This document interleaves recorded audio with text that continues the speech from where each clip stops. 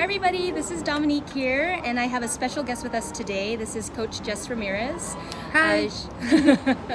She's a health and fitness coach here in Southern California, and I recently met her. I loved her energy, loved her positivity, and just love her outlook on life and just everything. And so I thought it would be great to do this first interview on my show with Jess to teach you a little bit more about health and fitness, and just to give you a little background on kind of my own journey with health and why I got a personal trainer. Is that I've always struggled with health. I grew up in a Filipino household, so it was all about eating lots of jasmine rice and lots of meat and lots of salty foods. And so I was socialized to eat because it tastes good versus eating because it's nutritious for you.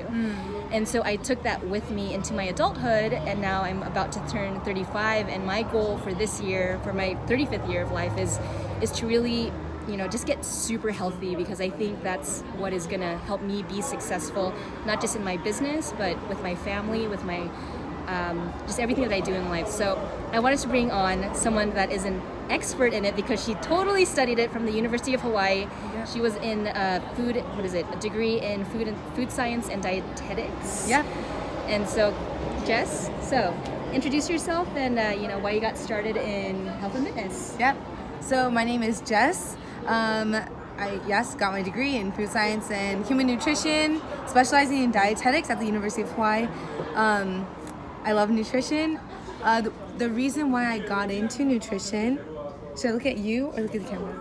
Anything you want. Okay. We're going with the flow. The reason why I got into nutrition, a big part of it was because all my family has diabetes. And so I was like, I do not want to get diabetes. What can I do? And then I became a trainer when I was 19, 26 now. And when I was training everyone, they were asking me well, how much grams of this should I have? And I'm like, I have no idea. How am I supposed to know this? So then I was like, I got it. That's what I'll go to school for, to figure that out. Yeah. And it was through Instagram. My friend said, if you want to know what to eat, follow this guy. And he knew so much about nutrition. I can't remember his name, but he knew so much. And I was like, how does he know so much? And he had a degree in food science and human nutrition. So thank you, Instagram, for showing me that we can get degreed in actually nutrition. Yeah. So that's how I decided. I was like, that's what I'm going to do. Awesome.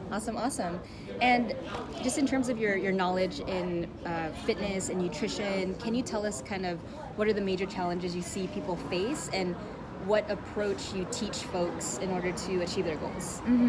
So there's a couple different aspects. There'd be fitness. What people struggle in fitness the most, I guess, would be doing it, right? Or your left arm is totally not strong enough. Yes, imbalances. So imbalances in your body from carrying babies. And that happens. It happens. So people just don't want to do it. But I guess my best tip for people who just don't want to go to the gym or don't want to work out is to realize it can be enjoyable. And the best way to be in good physical shape is to find something you love doing. So if you don't love going to the gym, don't go to the gym. If you can say but I do enjoy going walks with my dog, or I enjoy spending time with my family and maybe go on a hike together. There's so many ways to be active, and it doesn't necessarily have to be painful and horrible. But it can be if you like pain that way. What have been some of the different types of activities that you do outside of the gym that you love? Oh yeah. Well, I just moved from Hawaii 5 years ago. I was there 5 years, and I just moved back about a month and a half ago. Yeah. And over there, it was constant. The culture was different too. You're always walking. You never really use your car. You're walking everywhere. So I would walk probably 2 to 3 miles a day just because I didn't have parking at my facility. Yeah. And I'm walking to the beach, and then walking in the sand, swimming at the beach, and then surfing, hiking, but actually hiking Hawaiians. up the mountain. Yeah. So having my shaved eyes. Yeah, exactly. But you have to walk a mile to go get it because there's no parking. So yeah, it's a very active lifestyle over there. That's awesome. I'm trying to think some activities that I enjoy. So I'm trying to get into yoga because I'm very I was in a training session with Jess just 2 days ago on my lower body, and I was so stiff. And I think after like 40 minutes, I'm like, okay, I can't work out anymore. But yeah, trying to get flexible with yoga and just like the community around fitness. Yeah. I love CrossFit because of just the energy that it brings. And for me, I'm not really a gym person. And so when I saw Jess and like, oh, I really like her attitude, I like her personality, I tried, going to the gym. And so here I am learning how to use the different weights, which is a great tool in terms of movement and, doing other types of activities and not just one thing all the time. Exactly. Because like what happens when you just do one thing all the time? Well, it just depends. Like if you're just like, I don't know, just like you just run every day. If you just run your body. So this is the reason why you wouldn't want to just do one thing all the time. For example, if you're always going to be a runner, always running, you're going to, eventually your body's going to wear and tear on what you're always using. So it's best to switch it up. Running, walking, surfing, hiking, going to the gym, doing yoga, dancing. All these dancing. Yeah. There's so many different ways you can use your body. You don't want to constantly use it the same exact way, same pressure. It's going to wear and tear. Yeah. One of the things that I started to tell myself instead of fitness, because like fitness, I get kind of intimidated by the word. Yeah. It's like, how am I moving? Because I know like if you're an entrepreneur or if you're working a 9-to-5 job, like we're sitting in our seats a long time unless you make that decision like I'm gonna go stand up and walk to the to the water cooler or go take a brisk walk around the neighborhood. So as much as like being fit is great, also just moving your body. Yeah. You have to move your body. You can't just like keep working on your mind. You got to move your body. Yeah. Awesome. No, this is so great. I love it. Can you tell us a little about nutrition and just like your thoughts on that? Especially coming from a person that loves Asian food and rice, like high carbs, high fat. I don't know. It's just, I love food so much, but I know that I need to eat a lot better. Yeah. So culture has a huge thing to do with how you eat. And so that's one thing to take into consideration is depending on your culture, you're going to be exposed to different foods and kind of already from the beginning. So how you said from your culture, Filipinos, got a lot of white rice and maybe a lot of fried foods. Is that right? Yep. Fried foods. So you're kind of just always grown up with that.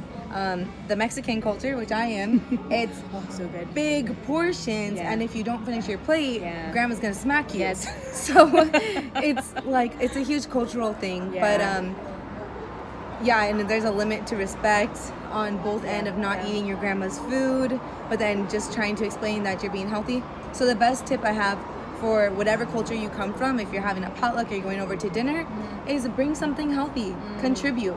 So when you come over, like for me, I always bring a bowl of fruit because I enjoy fruit and I know there's not going to be fruit there. Or you can bring a bowl of salad or some baked vegetables or however you like making vegetables. But introduce something healthy, not only just for you, but for the whole entire family. And that's how you're never going to overcome. Grandma's going to always cook the same food. Your culture is not going to change. However, you can introduce something new as well and just try to make that healthy amongst everyone. I love that. I love that idea. Because that's definitely like a challenge for me. And even within my household, I have my mother-in-law who's Korean. She shows love through food. So she loves to feed me. And I'm like, and I love to eat. Love both ways. And so you have to find your balance, like Jess was saying, you can still be respectful in your culture, but then also introduce new foods that are healthy or like, just let people know like, I'm trying to eat healthier and this is important to me because, and I think it's so important to advocate for yourself because if you're not, you're just going to keep eating the good food. Like yesterday I went to a barbecue and there's like kalbi, like the oh, those are my favorite. Oh my kalbi gosh, beef. yeah, kalbi beef and like rice and kimchi and like, it's like you just can't eat it by itself. You have to eat everything with it. And you can't just have one plate. You got to get two. So it's like I have to watch myself and catch myself to enjoy the food, eat a little slower and like, portion sizes, right? That's a huge thing. Right? And that's like, I had a nutritionist once tell me like, look at your dinnerware. How big are your plates? And I'm like, oh, I never thought about that. It's true. Yeah. When I just recently moved back to live with my family, and I looked in the cupboard. I went to serve myself because when I lived by myself, all my plates were like this big. Because that does it helps. I don't know. It just helps me. And so then I went to my family's. I go into the pantry and I'm like, where are the plates? And the plates were literally like this big. And I was like a burrito. Yeah, I was like tacos, I told my family, rice, like, beans. where are the small plates? They're like, those are I don't know, they're in storage. I'm like, no, I can't eat off of this big plate. It just, it seems horrible when you put a little bit and then the plate's this big. Like, no, that's. Yeah, I mean that's like another thing that I've learned, portion sizes, and especially here in America, like I'm living in South Korea right now, but in California right now, everything is like supersized, right? Like honestly, huge. So like the portions are big, so you have to intentionally reduce your portions, or just like eat a little bit and then eat that meal maybe over 2 meals or 3 meals, or share a meal with someone, right? Versus versus getting your own dish. I always love whoever I'm going out to eat with. I'm always like, would you want to like half this and half a salad? And that's usually how I do it going out to eat. I have a funny story in Europe when I traveled there in college. Everything was like super tiny portion, and like in Europe, in Europe, and like my money, I think the dollar to the euro was like the exchange rate was really bad. So like I was literally eating maybe a third of the portion that I was eating in the States. And I felt hungry all the time. I'm like, gosh, are we that? I'm like, do we eat that much? But then it made me realize that like, oh no, that's like a healthier lifestyle, is to eat smaller portions throughout the day. And just if you have any advice on like how do you fuel your body versus just shoving your face with like, oh my gosh, I want some like Cheetos or something salty, like because I tend to get those cravings when I'm working, and then all of a sudden I'm like, oh, I have to go eat. So like what's your like, I don't know, advice or just info on nutrition, just daily nutrition for anyone? I would say, so regarding the first question is, how do I get myself not to want your Cheetos and your this and this what's like processed food? A huge part of it is your mindset, because and also what you're used to. And so the best to stop cold turkey, it's just impossible. It's not going to work. So I always tell my clients with nutrition is, okay, how many, for example, give me like, what's your favorite candy, or what's your favorite go-to? I like Lucky Charms. Lucky Charms, and how many times a week do you usually eat those?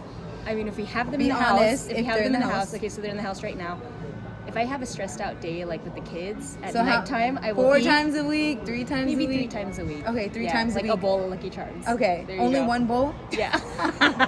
Depends on the day. You said a bowl, boy, or a bowl. No. A small bowl, a small portion. Okay, so 3 times a week. So what I would suggest is, so say you always have Lucky Charms in your house, is instead of 3 times a week, could you do 1 time a week or 2 times a week instead? Yeah, and I could do 1 time a week. Exactly. Yeah.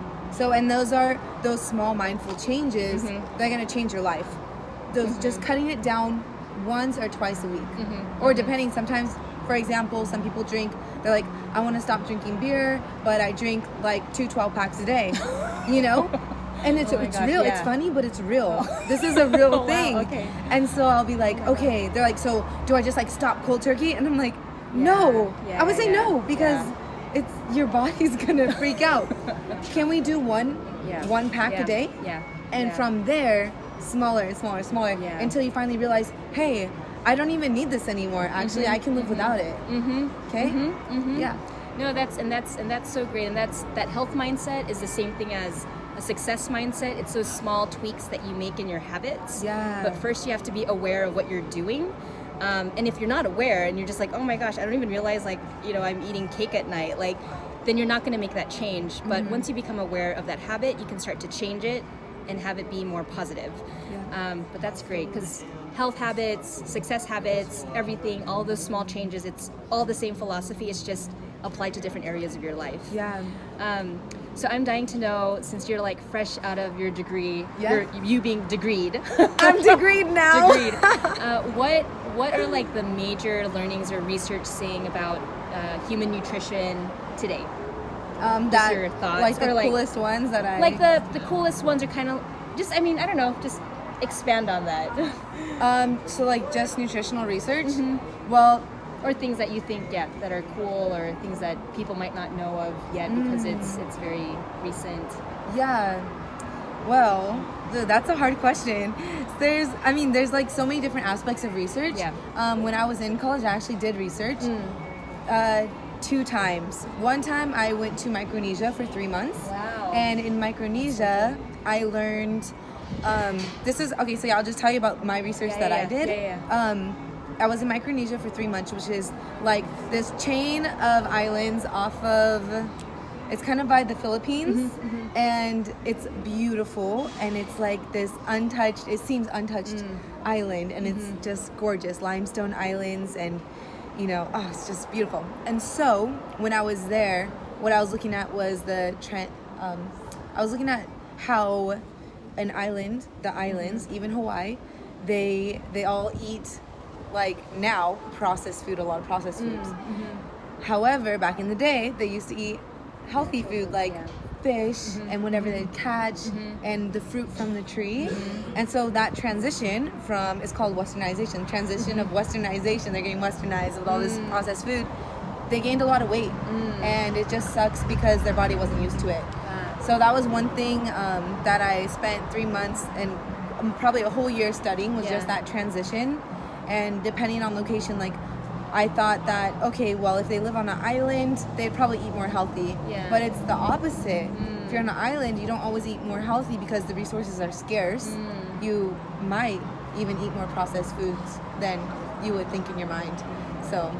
And is that like the processed foods? Because now I'm just thinking about cost, right? It's like it's cheaper to buy processed foods than to buy healthy, like fresh caught fish and all those. So when it comes to Hawaii, that's why I remember one time I had a conversation with someone in the line behind me, and she was getting kind of mad at what I was saying. But she was saying that basically anyone can eat healthy anywhere. And I was like, it's to some extent that's true. Anyone can eat healthy anywhere. However, do you have money to eat healthy? But then she's like, well, there's always farmers markets. You can eat local food. You can eat seasonal food, which is all true. However, in Hawaii, the local food that's there, which is seasonal, that's called like locally grown, and it's even more expensive than the regular food. And then you go to the farmer's market, and guess what? It's all locally grown and more expensive than something you're gonna get at the store. So it's just like, it's horrible. No, it's something to consider, because if you want to eat healthy but you can't afford it, then how do you eat healthy? Exactly. And that's why. So I mean, I guess that's just like a challenge, right, for all of us to think about as we try to eat healthier foods, and also looking at just like our food ecosystem. That's getting into like all the politics of it, but it's cheaper to eat like processed food. And for example, I don't know how 1 box of cereal can last you how many mornings of breakfast versus if you were to buy 2 fruits, that would probably be the same cost as a box of cereal in Hawaii. And that's only 2 breakfasts. Or if you eat them both in 1 breakfast. Totally. In South Korea, the produce there is just so expensive. Really? It's like, for a watermelon, sometimes people pay like $20 to $30 for a watermelon.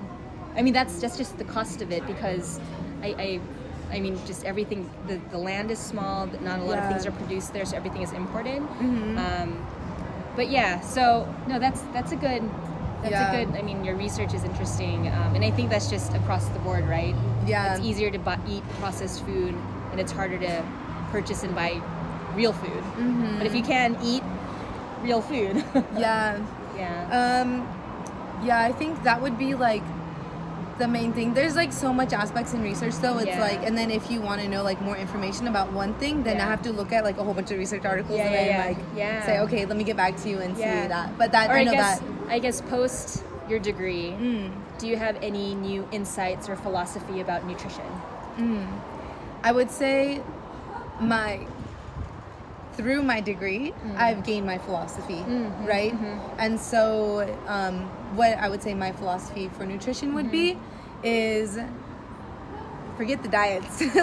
Forget the diets. They're not going to last. And it's all about your mindset. Why are you eating what you're eating right now? You have to know the reason why you're eating it, and you have to know how you want to eat. Do you want to eat healthy, or you just don't care? And once you know what you want in life, then everything else will follow, right? And so my philosophy for nutrition, to just eat healthier, is it's a balance, and there's a time and place for cake, there's a time and place for ice cream, right? And what you eat majority of the time is going to show how your body looks and how your body feels.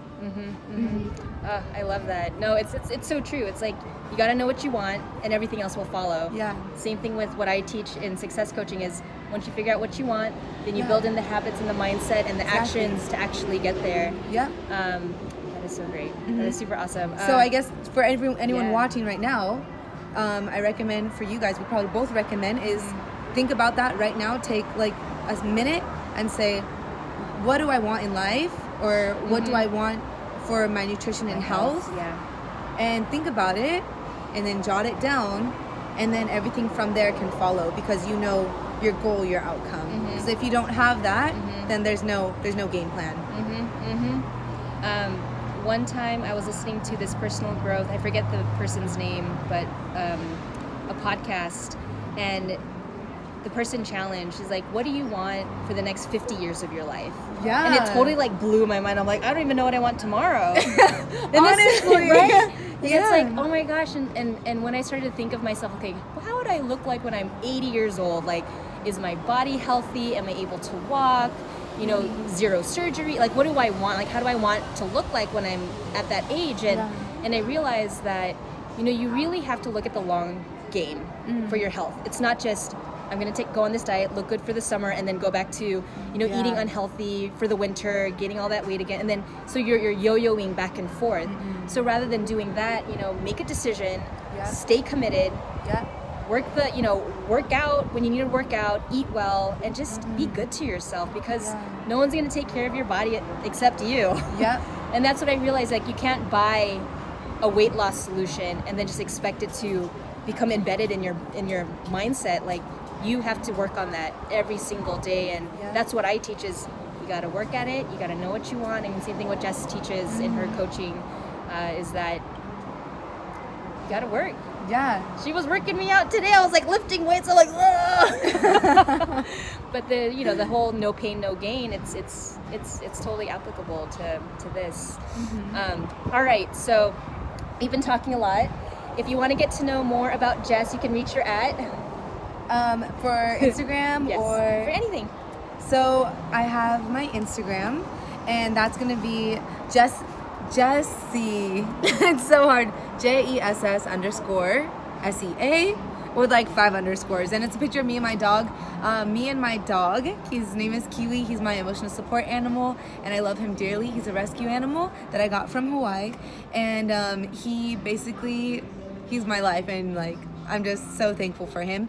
Him and I do YouTube together about nutrition. So if you're interested in hearing more about nutrition or have specific questions, then you can find us at Nutrition with Jess and Kiwi at YouTube. You just Google Jess and Kiwi, KIWI, then we should pop up for like the first hit right there. Awesome. Well, thanks so much, Jess, for being on the show today. And if you have any questions, definitely hit her up. If you have any comments, leave a comment below. Let us know, you know, if you, I don't know, just any questions about nutrition, health, success, everything.